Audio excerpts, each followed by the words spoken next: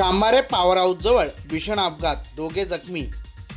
मार्गावर टेम्पो दुचाकीची समोरासमोर धडक. त्या घडीला आपण एक खबर 24 तासवर अपघात ब्रेकिंग पाहतोय.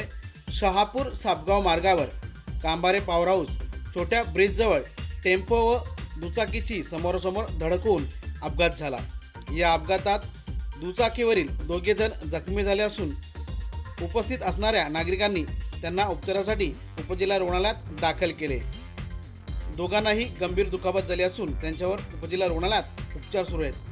मिळालेल्या माहितीनुसार अपघातातील एक तरुण हा भागदल येथील तर एक तरुण टेंभरा येथील असल्याची प्राथमिक माहिती समोर येत आहे.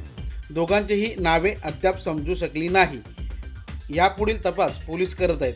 मात्र शहापूर तालुक्यात अपघाताची मालिका ही सुरूच आहे. टेम्पो व दुचाकीची समोरासमोर धडक झाल्याने हा अपघात झाला आहे.